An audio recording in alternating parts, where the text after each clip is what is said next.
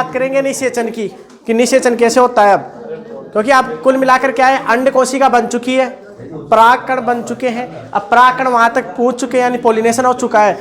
अब हम बात करेंगे आवानी रे, अब हम बात करेंगे निषेचन क्या होता है और कैसे वो पराग नली का प्रवेश करती है, पराग स्त्रीकेसर सहकर्षण क्या होता है, वो टॉपिक पढ़ेंगे।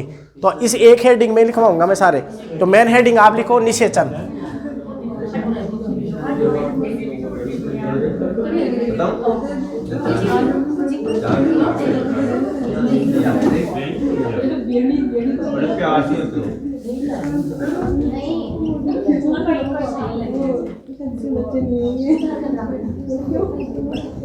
इधर देख लो, बातें मत करो। फर्टिलाइजेशन, सेल लाइन और निषेचन क्या होता है, इसकी बात करेंगे हम। तो इसकी सिंपल सी परिभाषा की बात करें, ध्यान से इधर देखो, सिंपल सी परिभाषा की बात करें तो निषेचन का मतलब क्या होता है, एक तो नर युग्मक होता है यानी नर केंद्रक होता है, एक मादा केंद्रक होता है यानी अंड कोशिका होती है, तो इनके केंद्रकों का मिल जाना क्या कहलाता है, निषेचन कहलाता है। तो सिंपल सी परिभाषा क्या होगी, नर केंद्रक व मादा केंद्रक का मिलना निषेचन कहलाता है। निषेचन, और निषेचन को बोलते हैं सिनगेमी, सिनगेमी कहलाता है। सिंपल सी परिभाषा है जो आपको याद होनी चाहिए, ठीक है ना। अब निषेचन होगा तो इसकी खोज कौन कराता, तो इसकी खोज मोनोट्रोपा पादप में स्ट्रासबर्गर द्वारा की गई थी। पहला क्वेश्चन ये, तो खोज कौन कराता इसकी, निषेचन की खोज। हाँ तो और किसकी बात कर रहा हूँ मैं, जंतु पढ़ रहेंगे यहाँ पर। अरे पादप वाला टॉपिक तो ये पादपों में, और जो भी किन पादपों में, अरे किन पादपों में, आवर्त बीजी पादपों में।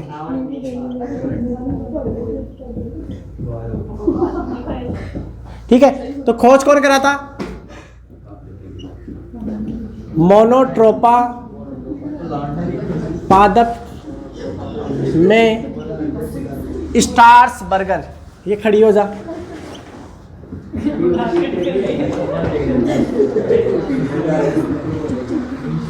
इधर देखो रे, कि नर केंद्र को मादा केंद्र का मिलना निषेचन कहलाता है, और इसकी खोज मोनोट्रोपा पादप में स्ट्रासबर्गर नामक वैज्ञानिक की थी। पहला क्वेश्चन अगर आपसे ऐसे पूछ ले कि दोहरा निषेचन की खोज किसने की थी, तो वो थी नवासिया ने, जो पढ़ेंगे हम। अब ये निषेचन हुआ, इससे पहले आप जानते हो कि ये जो स्त्री केसर होती है, क्या ये देखो इधर, ये पुष्प के अंदर ये संरचना होती है, ठीक है। और अगर पूरे हम पूरी संरचना की बात करूँ ऐसे, तो हम ये संरचना पढ़ लेते हैं।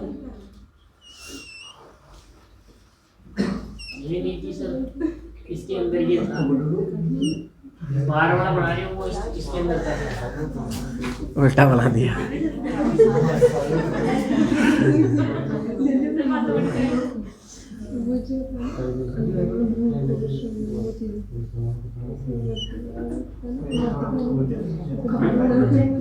बीच में गोला था सर, गोला भ्रूण कोश,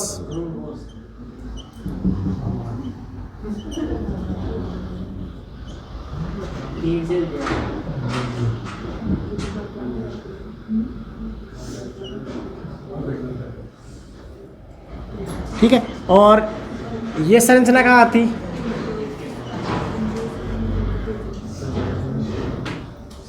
यार क्या बन रहा है ऐसे, तो कोई बच्चे को खिला रहा हो ऐसे, ठीक है। तो रियल में क्या था कि ये स्त्री केसर है ना, स्त्री केसर, ये स्त्री केसर है, और इसके अंदर ये होता है ये संरचना, ये संरचना। तो ये संरचना ये है, समझ रहे हो क्या आप, ये संरचना ये है। तो ये एक बीजांड की संरचना थी जो हमने पढ़ी थी, बीजांड की संरचना, समझा है। तो अब यहाँ पर क्या है कि यहाँ पर पराग कण, ये अब बोला नहीं, अब ये पराग कण,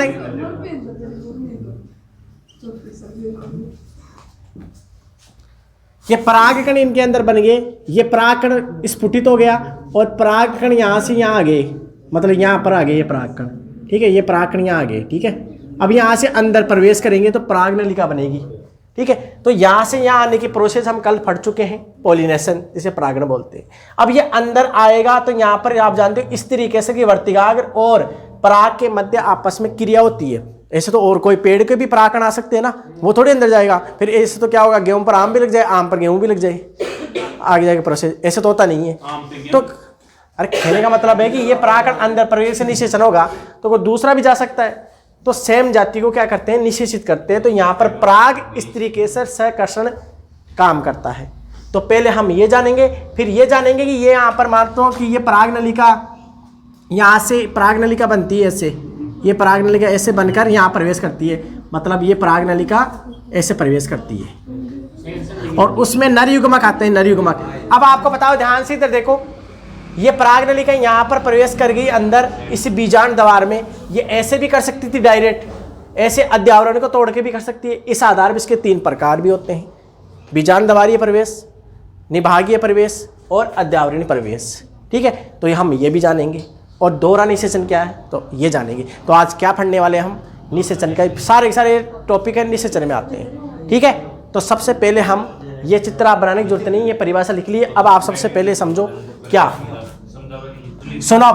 अब यहाँ पर आगे देखो, आप यहाँ पढ़ेंगे हम पराग स्त्री केसर सहकर्षण, पराग स्त्री केसर सहकर्षण, कर्षण, या इसे पारस्परिक क्रिया भी बोलते हैं, पारस्परिक क्रिया।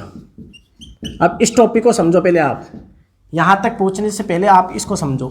पराग स्त्री केसर सहकर्षण क्या होता है। देखो, ये मान लो कि मटर के हैं, ये पुंकेसर है, ये क्या है बच्चों, पुंकेसर, और ये इसके अंदर बन गए पराग कण। क्या बन गए, पराग। ये पराग कण यहाँ से आ गए जल द्वारा, वायु द्वारा, अलग अलग माध्यम द्वारा आते हैं जो हम कल पढ़ चुके हैं।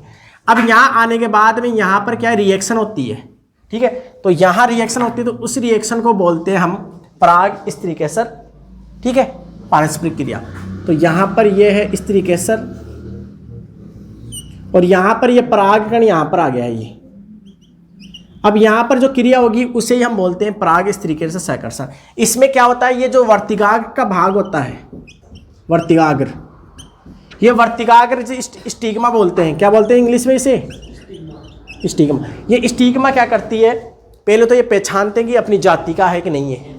अरे और कोई पेड़ पौधों भी तो आ सकते हैं ना उड़कर, हवा के माध्यम से, जल के माध्यम से। तो पहले तो ये पहचानते अपनी जाति का है नहीं होते। इसके अलावा ये फिर पहचानने के बाद में वर्तिकाग्र कुछ शर्करा रिलीज करती है, कुछ रसायन रिलीज करती है, शर्करा रिलीज करती है, जिससे क्या होगा, ये पराग कण से परागनलिका, मतलब ये पराग कण है और इसके अंदर चोल से ये छिद्र होते हैं, जनन छिद्र, यहाँ से ऐसे संरचना बन जाती है और नर युग्मक आ जाते हैं, ऐसे भी प्रवेश करता है, ठीक है। इसे बोलते हैं पराग स्त्री केसर सहकर्षण, ठीक है। और आपको नेचुरल जैसे आर्टिफिशियल रूप से आप चीनी का घोल लो, परागकणों को डालो तो परागनलिका बन जाएगी उनके अंदर, परागकणों। ये लेप के अंदर ऐसे डायरेक्टली भी कर सकते हैं हम, समझ आ रहा है, लेप के अंदर कर सकते हैं हम, ठीक है। तो पराग स्त्री केसर में क्या हुआ, तो यहाँ अब आप लिख सकते हो 2-3 लाइनें, तो ये टॉपिक पूरा हो जाएगा। फिर अगला टॉपिक पढ़ेंगे, निषेचन बाद में आएगा, ठीक है। तो यहाँ मैं लिख रहा हूँ कुछ, वो लिखो, यहाँ लिख रहा हूँ मैं, वो लिखो। पराग स्त्री केसर सहकर्षण क्रिया, परागकण, चित्र बाद में बना लेना आप ये लिखो जो यहाँ लिख रहा हूँ मैं। परागकण माध्यम द्वारा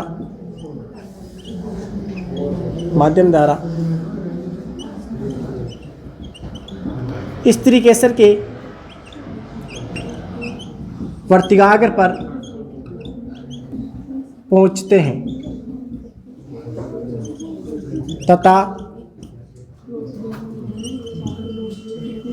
वर्तिकाग्र से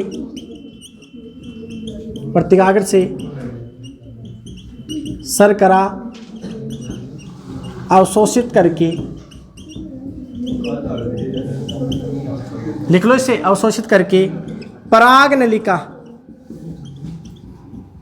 बनाते हैं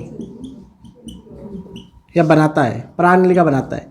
परागनलिका बनाता है तो क्या है, परागनलिका किससे बनती है, परागनलिका बताओ कि अंतचोल से कि बाह्य चोल से, मतलब ये है ऐसे, ये परागकण, ये छिद्र होता है जिसे हम जनन छिद्र बोलते हैं, और इसके अंतचोल से, ये अंतचोल यानी इंटाइन से क्या है, ऐसे नलिका बन जाती है और ये नरयुग्मक आ जाते हैं। तो यह होती है पराग नलिका, जिसे पोलन ट्यूब बोलते हैं। क्या बोलते हैं इंग्लिश में? Pollen tube. तो ये पराग नलिका बनी है तो किससे बनती है? पहले लिखा दिया था मैंने, ये पहले लिखा दिया ना, पराग नलिका किससे बनती है, लिखा दिया था ना पहले जब परागकण की संरचना पढ़ाई थी, जब मैंने लिखा दिया था कि पराग नलिका जनन छिद्र से बाहर निकलती है, अंतचोल से बनती है। लिखाया था कि नहीं लिखाया था? लिखाया था। नहीं लिखाया तो यहाँ लिख लो, ये लाइनें लिख लो, अलग से लिख लेना इनको, ये डायग्राम बाद में लिख लेना आप, ठीक है। पराग नलिका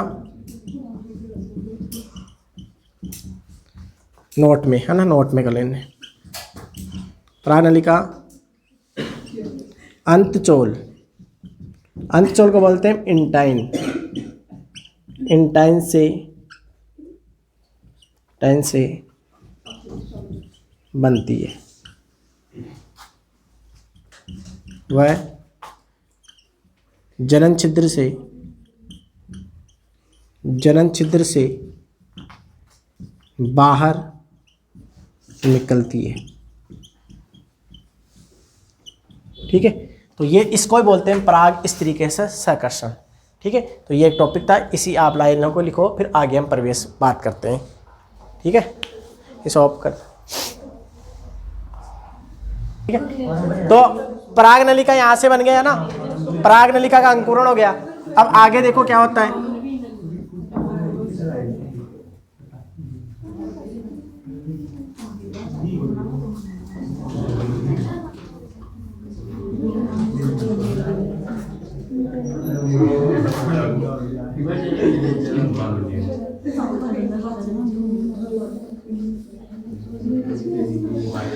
तो पराग नलिका का अंकुरण होने के बाद में पराग नलिका बीजांड के अंदर प्रवेश करती है। वो किस किस रूम में प्रवेश कर सकती है, तो वो देखो ध्यान से। तो अगला पॉइंट लिख सकते हो, एक लाइन लिख सकते हो, हेडिंग के रूम में लिख सकते हो। पराग नलिका का, पराग नलिका का बीजांड में प्रवेश, ठीक है। Enter of pollen tube in ovule, ठीक है। तो पराग नलिका का बीजांड में प्रवेश क्या होगा वो हम देखते हैं। तो ध्यान से देखिए, आप इधर देखो, अरे इधर देखो। अब ये पराग नलिका, अब इधर देखो, अगर इसको मिटाओ आप, ठीक है, जैसे ये है,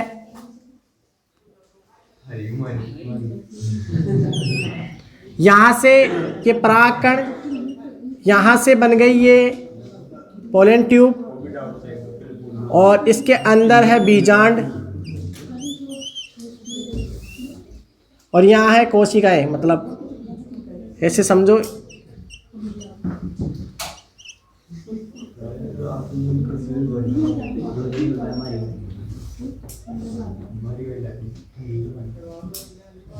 अब ये पराग नलिका देखो ध्यान से, पराग नलिका का अंकुरण हो गया, ये पराग नलिका है, पराग नलिका, पोलन ट्यूब।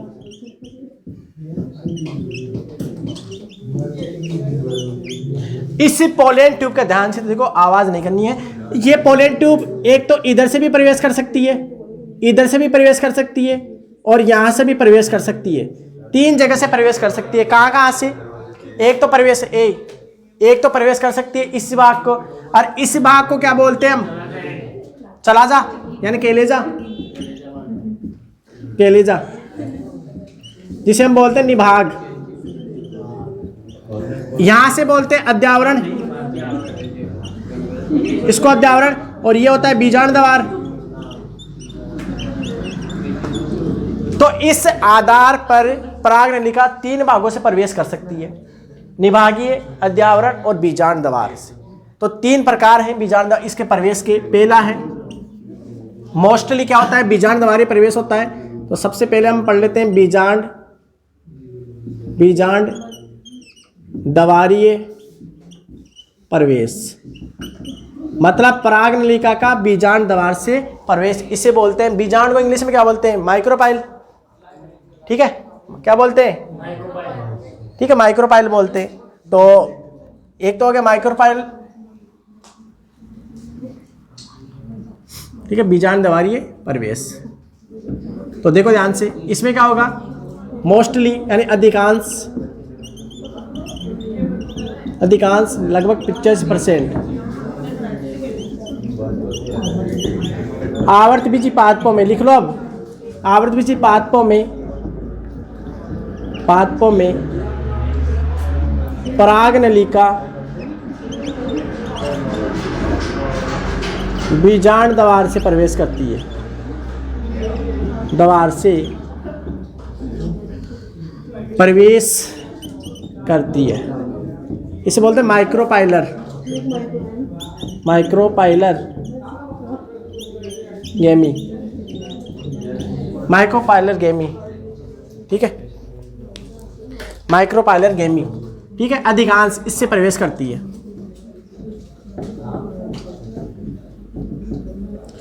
ठीक है, दूसरा, इसे अध्यावरण से प्रवेश करती है, ठीक है, अध्यावरण से, तो इसे हम बोलते हैं मीजोगेमी। तो अध्यावरणीय प्रवेश,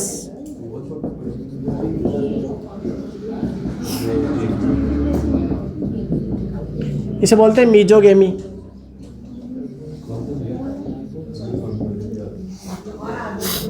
तो परागनलिका का लिख लो रे, परागनलिका का बीजांड के अध्यावरण से, ठीक है, एक तो मान लो सीधे सीधे गेट से आए तो बीजांड द्वारीय, एक छत को तोड़ के आए निभागीय, और एक दीवार को तोड़ के आए अध्यावरणीय, ठीक है। तो सिंपल सा तरीका है, गेट से सीधे सीधे आ जाए ना, ठीक है। तो बीजांड द्वारीय प्रवेश सिंपल, इसलिए मोस्टली क्या होता है कि 85% क्या होता है, प्रवेश होता है, ठीक है। तो परागनलिका का बीजांड के अध्यावरण से प्रवेश करना, ठीक है, ये होता है अध्यावरण। और एक तीसरा आता है चलाजो गेमी, जिसे बोलते हैं निभागीय प्रवेश, निभागीय प्रवेश, इसे बोलते हैं हम कैलेजो गेमी, है ना, कैलेजो गेमी। इसमें क्या होगा, छत को तोड़कर, मतलब निभागीय भाग से प्रवेश करना, हाँ, ठीक है। परागनलिका बीजांड के निभागीय भाग से प्रवेश, ठीक है। तो ये थे 3 प्रकार, ठीक है। तो मोस्टली किससे होता है, बीजांड द्वारीय प्रवेश। क्यों, इसका कारण क्या है, सीधा दरवाजा है तो दरवाजे से आओ ना, ठीक है। तो ये था प्रवेश। तो इसको आप लिखो, अब पढ़ेंगे हम निषेचन, ठीक है। निषेचन तो अब होगा, प्रवेश हो गया ना, नरीगुमक आगे, अब वो नरीगुमक तो ऐसे अलग अलग प्रवेश हो गया, इधर से इधर से। तो इसमें तो क्या हो गया, तो इसका डायग्राम तो आप कहाँ से लिख सकते हो, बीजांड द्वार प्रवेश, तो आप इसका डायग्राम तो ऐसे लिख सकते हो, हाँ, सबको पता है, ठीक है। चलो तो ऑफ करो, या 2 लाइनें लिख सकते हो आप, है ना। नोट में 2 लाइनें लिखाता हूँ मैं, क्या लिखाता हूँ, देखो इधर, ये बच्चों इधर देखो, अगर बीजांड द्वार से प्रवेश करता है कौन, परागनलिका, अधिकतर ऐसा ही होता है। तो यहाँ पर आपको बता दो, इसको बड़ा कर सकते हो आप, बड़ा बना दो इसको, मतलब यहाँ पर आपको ध्यान है कि 2 कोशिकाएं होती है, एक बड़ी, देखो ध्यान से इधर, यहाँ पर क्या होता है, अगर परागनलिका यहाँ से आ गई है, ये सुनो रे, सुनो, ये 2 नरीगुमक आ गए। अब यहाँ पर इसको बड़ा बनाओ, मतलब फिर समझाऊं, देखो इधर,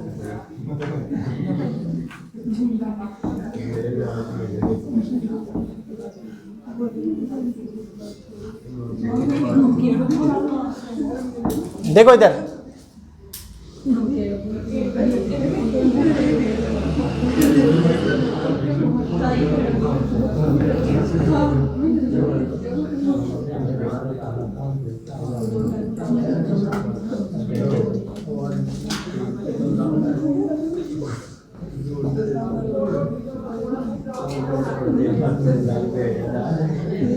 यहाँ देखो अब ध्यान से,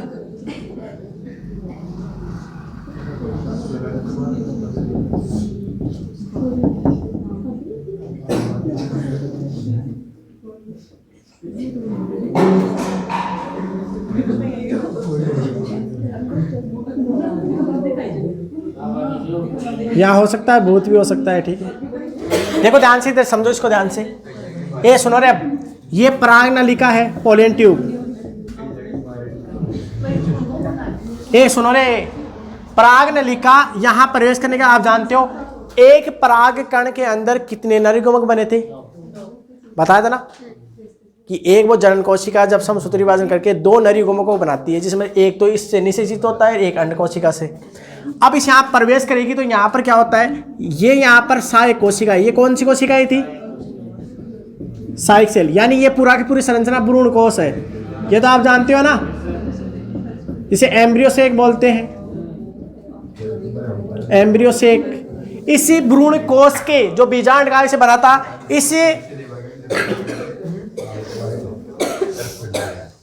इसी भ्रूण कोश जो बीजांड से बना था, यहाँ पर जो सहायक सेल आपको दिख रही है, इन सहायक सेल के जो आधारी भाग होते हैं, ये आधारी भाग, इस पे कुछ तंतु समान संरचनाएं थी, जिन्हें तंतुमय समुच्चय क्या बोलते हैं, तंतुमय समुच्चय या फिलिफॉर्म एपेरेटस। वो आपको इंग्लिश हिंदी दोनों याद करनी है। एपेरेटस, तंतुमय समुच्चय, ये तंतुमय समुच्चय का है, कुछ रसायन रिलीज करते हैं जिन्हें कीमोट्रॉपिक होते हैं, मतलब रसायन अनुवर्ती बोलते हैं, कीमोट्रॉपिक। ये रसायन जो रिलीज करेंगे ना, वो रसायन होते हैं, रसायन अनुवर्ती होते हैं, मतलब रसायन अनुवर्ती, इसे बोलते हैं कीमोट्रॉपिक, कीमोट्रॉपिक। अब ध्यान से सुनो रे, कीमोट्रॉपिक होते हैं, कीमोट्रॉपिक रसायन यहाँ से रिलीज होने के बाद में क्या है, यहाँ से क्या है, ये पराग नलिका इनकी ओर आकर्षित होगी और इन दोनों में से एक में प्रवेश करेगी। ये तो सिंपल है, अरे एक गेट है, एक इंसान है आ रहा है, तो एक से प्रवेश कर, दोनों तो प्रवेश करके आ जाएगा। तो इससे या तो इसमें या इसमें, तो एक से प्रवेश करती है, यहाँ से एक से प्रवेश करती है, और साथ साथ एक से प्रवेश करने के बाद में ये नर युग्मक भी, ये दो नर युग्मक है, दो नर युग्मक, नर युग्मक, दो नर युग्मक यहाँ से प्रवेश कर जाएंगे अंदर। अब यहाँ एक इससे संलयित होगा और एक इससे संलयित होगा, यानी निषेचित होगा, फर्टिलाइज होगा। तो फिर क्या क्या बनाएंगे, तो उसे बोलते हैं हम निषेचन। तो वो कैसे होगा, तो इससे पहले क्या हुआ, पराग नलिका का सहायक कोशिकाओं में प्रवेश हुआ। तो इसको लिखाने की जरूरत थोड़ी है, रसायन अनुवर्ती होते हैं, कहाँ होते हैं, ये लिखोगे यहाँ से अलग से, ठीक है, नहीं है तो लिख लो, लिखाऊँ क्या, या ऐसे समझ आओगे, तो मैं यहाँ लिख देता हूँ, इसको बनाओ और लिखो, लिखो सहायक सेल, नहीं ये लिख लो और बना लो डायग्राम। सहायक सेल, ठीक है, सब्सिडरी सेल, ये बना लो और लिख लो, ठीक है। सहायक सेल के आधारी भाग पर तंतु में समुच्चय,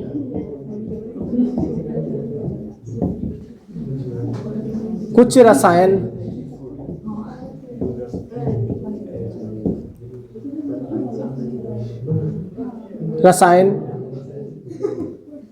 अनुवर्ती रसायन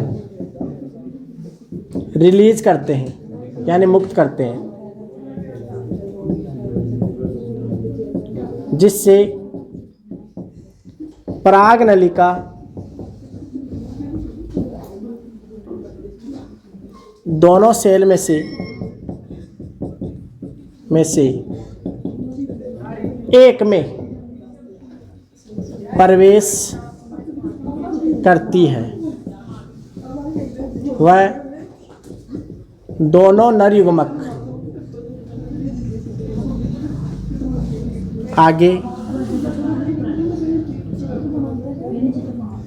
गति करते हैं, आगे गति करते हैं। अब गति करने के बाद में क्या होगा वो पढ़ेंगे हम निषेचन। ठीक है, तो ये आप डायग्राम बनाकर ये लिखो। ठीक है, चलो ऑफ कर दो इसको ना, मेरा काम तो करने दो मुझे। ए इधर देखो रे, अब झीलिए है ना, अब आगे देखो। अब देखो यहाँ से प्रवेश करने के बाद बताओ क्या होगा। अब क्या होगा, फर्टिलाइज होंगे। ठीक है, निषेचन होगा। तो अब हम आगे लिखेंगे।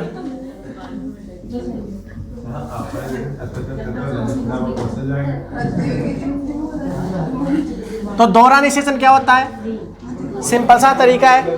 देखो दोहरा निषेचन,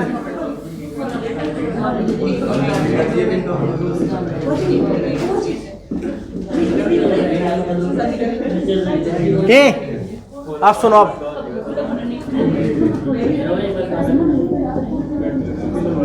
डबल फर्टिलाइजेशन, आवर्ती बीजी पांच फॉर्म, ध्यान से सुन लेना। सेवाल, ब्रोफाइटा, टेडोफाइटा, जिम्नोस्पर्म, एंजियोस्पर्म।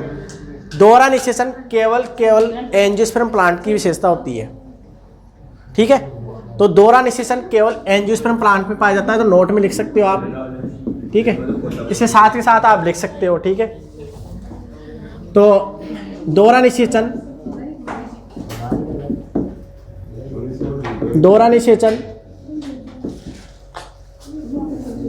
केवल आवर्त बीजी, अरे तो आवर्त बीजी पात्र को एंजियोस्पर्म बोलते हैं। ठीक है, जिम्नोस्पर्म।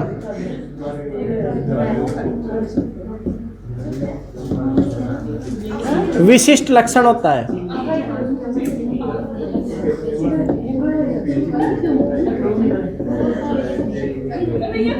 ध्यान से देखो, आवर्ती पात्र का विशिष्ट लक्षण होता है दोहरा निषेचन। इसकी खोज कौन करा था,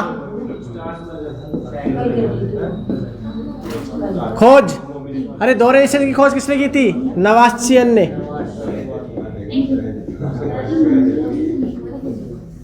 दोहरे निषेचन की खोज की थी नवासियन ने। क्या होता है दोहरा निषेचन, पहला दो निषेचन होंगे, एक तो होता है सत्य निषेचन। सत्य निषेचन, देखो सत्य निषेचन क्या बोलेंगे, सत्य या इसे ही वास्तविक निषेचन भी कह सकते हैं।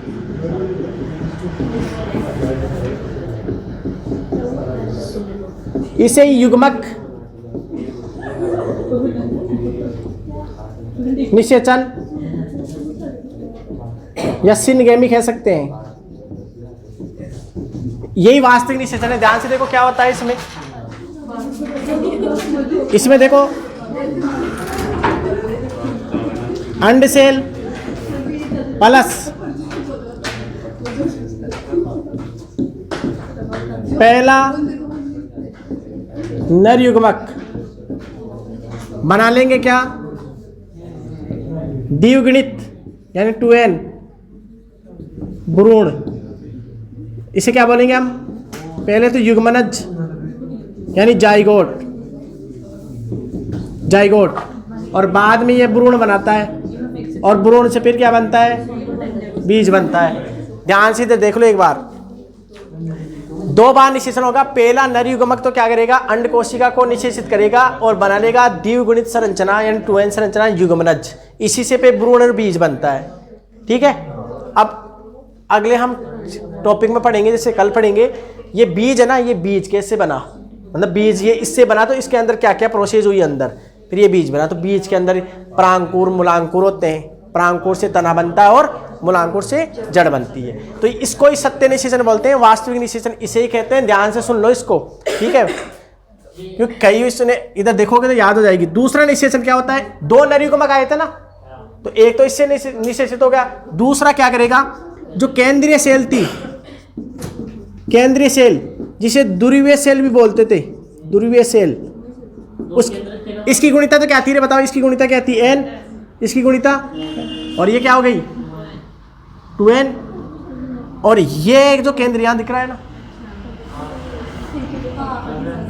ठीक है, तो ये जो केंद्रीय कोशिका थी वो 2n तो पहले से ही है, क्योंकि दो कोशिकाएं आपस में आकर केंद्रक में मिल गई थी ना, बताया था ना हम डायग्राम में, ठीक है। कैसे नहीं तो यहाँ देख सकते हो आप वापस, ये यहाँ पर 3 कोशिकाएं तो थी एंटीपोडल्स, और ये 2 कोशिकाएं यहाँ थी जो 2n थी, ये तो थी 2n जो केंद्रीय सेल बोलते थे, और ये सेल थी अंड कोशिका, ये तो थी अंड सेल, ठीक है, और ये केंद्रीय सेल। तो आपको बता दें इस केंद्रीय कोशिका से दूसरा जो नर युग्मक आया था, ये अंदर एक तो इससे निषेचित हो गया और एक इससे जाकर निषेचित हो जाएगा, इसके ऊपर फर्टिलाइज कर देगा इस कोशिका को। तो प्लस दूसरा नर युग्मक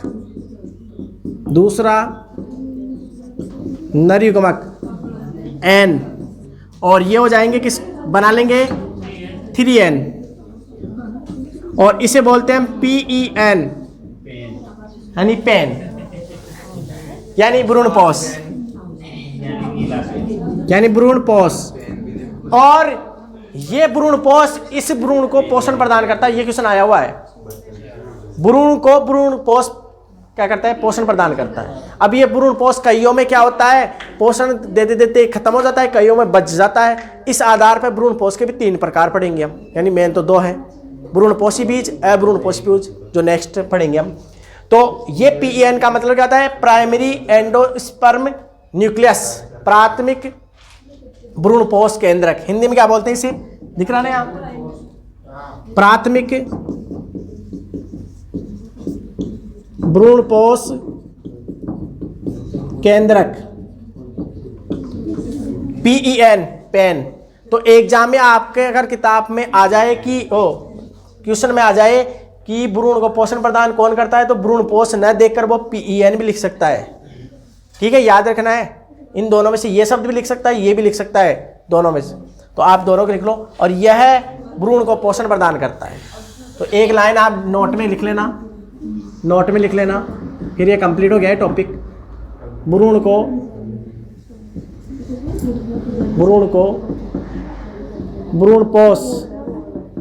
भ्रूणपोष को बोलते हैं एंडोस्पर्म,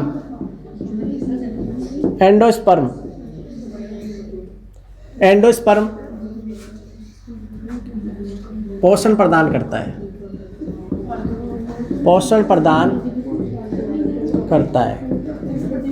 ठीक है, पोषण प्रदान करता है। समझ गए क्या, ये टॉपिक समझ में आ गया क्या आपको, 2 निषेचन।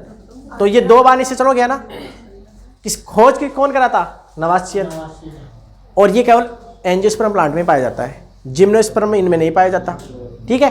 तो ये थी एक विशेषता इंपॉर्टेंट। यहाँ से PEN को याद रखोगे इंग्लिश में, है ना, मुझे मत बोलना बाद में PEN नहीं बताया था, ठीक है, लिख लेना। इंग्लिश में स्पेलिंग होते हैं प्राइमरी एंडोस्पर्म न्यूक्लियस, ठीक है। तो ये था, तो बने रहे हमारे साथ। बात करेंगे नेक्स्ट वीडियो में कि ये कैसे भ्रूण से बीज बना, तो इस बीज के अंदर कैसे बना ये बीज, अंदर की संरचना बात करेंगे, ठीक है। इस युग्मनज से कैसे भ्रूण बनता है, ठीक है। इसकी थ्योरी लिखाने की जरूरत नहीं है, डायरेक्ट साफ साफ दिख रहा है, इसको ये मिला, इससे ये बन गया, ठीक है, ठीक है। और लाइक और सब्सक्राइब कीजिए चैनल को, ठीक है। राधे राधे, जय सिया राम।